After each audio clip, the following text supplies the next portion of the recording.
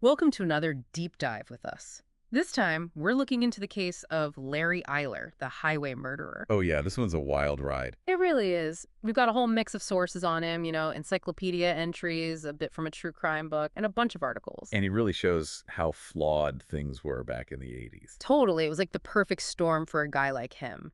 So, our mission, if you will, is to figure out what made this guy tick, how he got away with it for so long, and why there are still so many questions. You hit the nail on the head. There's just something about Eyler's case that keeps you guessing. Absolutely. So let's start with the basics. Eyler was born in 52. His childhood, wasn't exactly a walk in the park. Divorced parents, abuse from stepfathers, the whole nine yards. Classic recipe for trouble right there. He was all over the place, dropped out of high school, got his GED, tried college a few times, but never really stuck with it. Worked odd jobs, painting houses, liquor store clerk, nothing really stable. It's like he was searching for something, some sense of purpose or identity, but never quite found it. And there's this thing about him, he was obsessed with military stuff, Hmm. wearing fatigues, even though he never actually served. What do you make of that? That's interesting.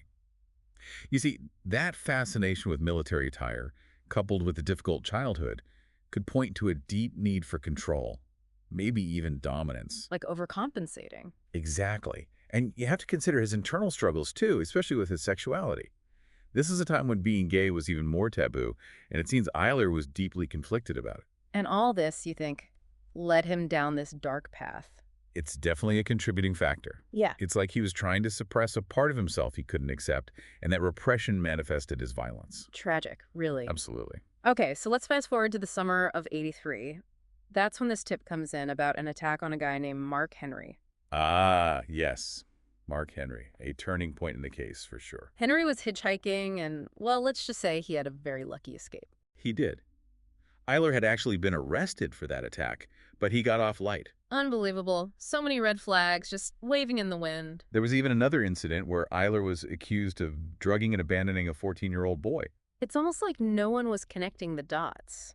The pieces were there, but the bigger picture wasn't coming into focus yet. And then the murders start.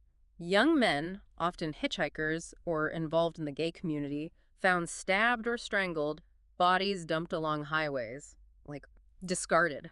Eyler seemed to prey on those who lived on the fringes of society, people who might not be immediately missed. And this was the early 80s, right? Not a lot of communication between police departments in different states. Exactly. The Midwest, with all those highways crisscrossing state lines, it was the perfect hunting ground for someone like Eyler.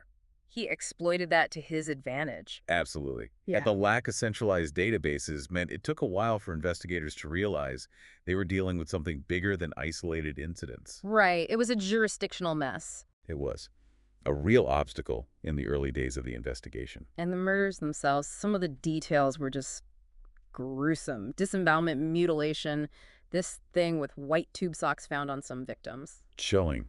You know, those details, as disturbing as they can actually tell us a lot about the killer. What do you mean? Those rituals, the way the bodies were treated, they offer insights into Eyler's psychology. It's like a twisted signature. That sends shivers down my spine. I can understand why. These cases, they force us to look into the darkest corners of the human psyche. There's one more person we need to mention here, Dr. John Pless. He was a forensic pathologist in Indiana, one of the first to suspect a serial killer was at work. Oh, Dr. Pless. He played a crucial role, even though his warnings were initially ignored. Ignored. Yeah, it was a different time. The idea of a single killer operating across multiple states, it wasn't easily accepted. It's hard to believe that something so obvious now was so hard to grasp back then. It was a different understanding of criminal behavior. But while everyone was debating, Eyler was continuing to kill. And there's this other layer to the story, too. This guy, Robert David Little, a university professor who shared a home with Eyler in Terre Haute. Robert Little, that's a whole other rabbit hole. His alleged involvement really complicates things. We'll get to him, but first, let's talk about how the police finally started closing in on Eyler. Okay, so they had their suspicions, but needed more to go on. They put him under surveillance. It's like something out of a spy movie. In a way, yeah.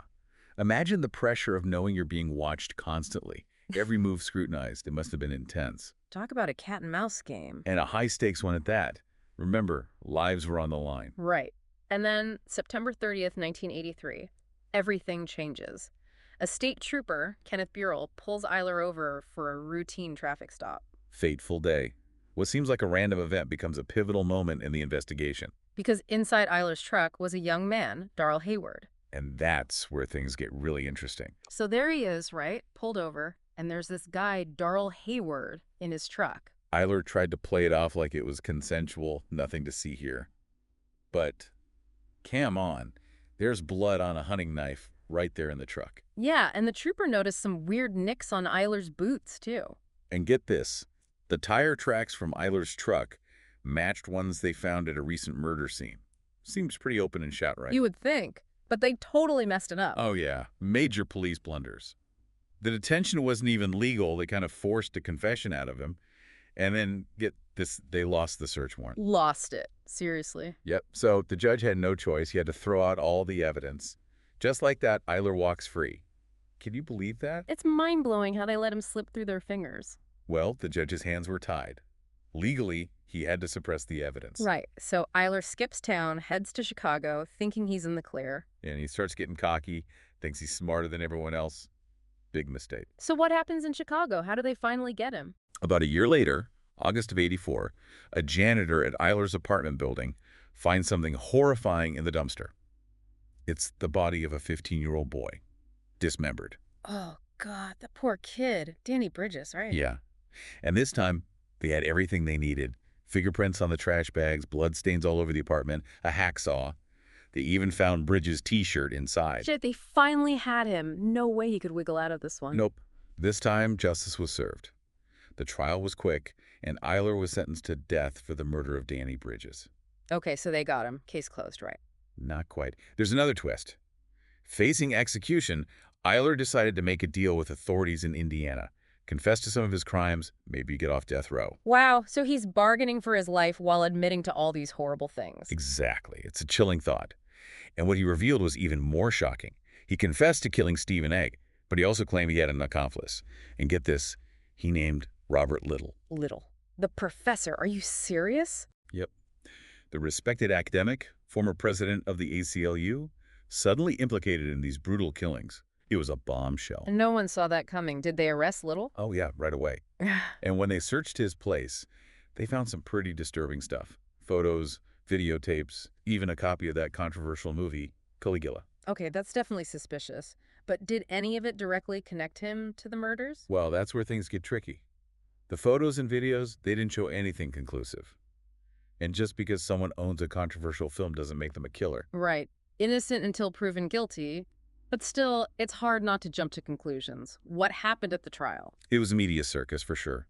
Eyler took the stand, gave this dramatic testimony, claiming Little was the mastermind, took pictures of the murders, kept souvenirs from the victims. It was intense. But how much of that could they actually believe? Eyler was a convicted killer trying to save his own skin. Exactly. They needed more than just his word. Hard evidence was crucial. And did they find any? They searched high and low, but there's no DNA, no fingerprints linking Little to any of the crime scenes. But then there was Little's alibi. He said he was in Florida visiting his parents when Stephen Egan was murdered. His mother and a neighbor backed him up. So it became a case of he said, she said. Who did the jury believe? After all the drama, they acquitted Robert Little. Lack of evidence, reasonable doubt, the whole thing. So Little walks free, and Eyler's left on death row, eventually dying from complications from AIDS.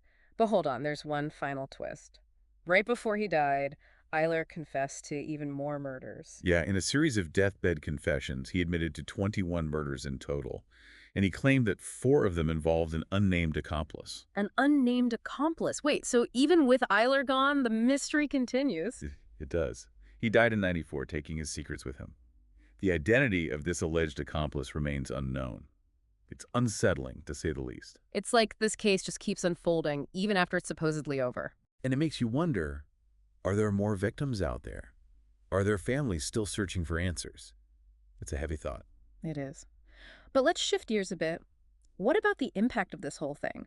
Did Eyler's case change the way police investigate these kinds of crimes? Oh, absolutely. It exposed a lot of flaws in the system.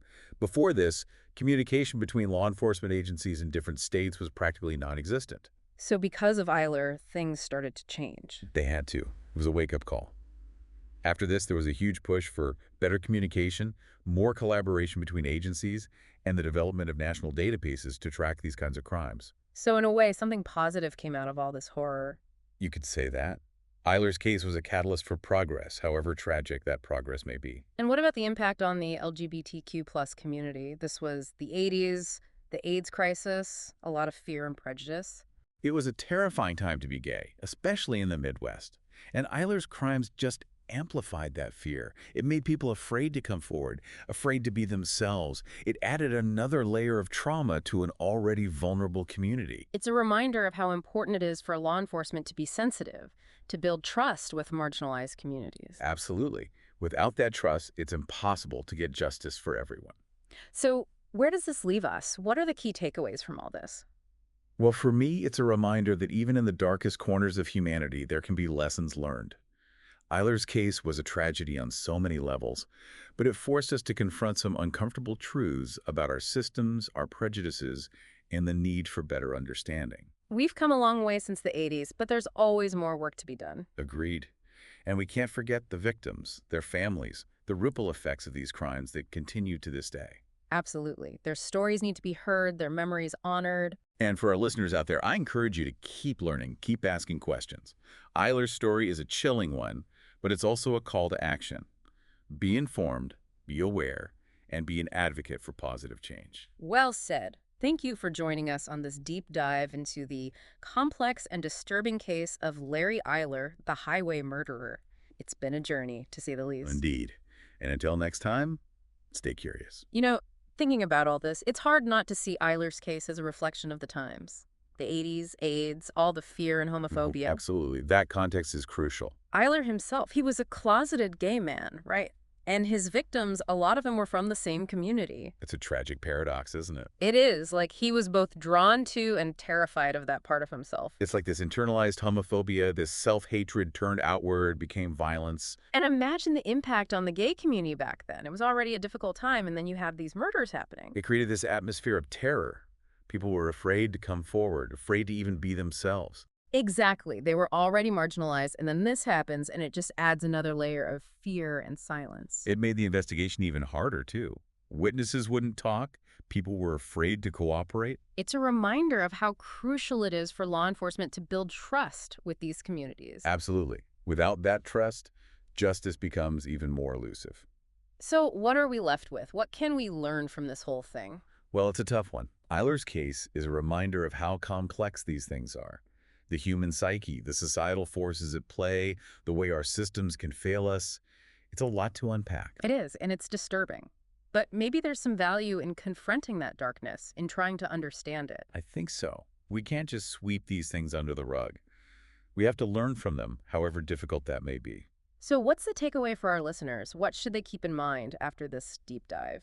For me, it's about awareness. Be aware of the complexities of human behavior, the dangers of prejudice and hate, the importance of fighting for justice and equality. And remember the victims. Their stories matter. They do.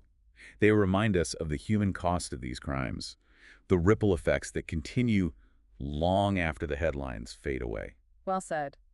And for everyone listening, thanks for joining us on this exploration of the highway murderer case. It's been a dark and twisted journey, but hopefully we've shed some light on this disturbing chapter of history. And hopefully sparked some important conversations along the way. Absolutely. Thanks for being with us. Until next time.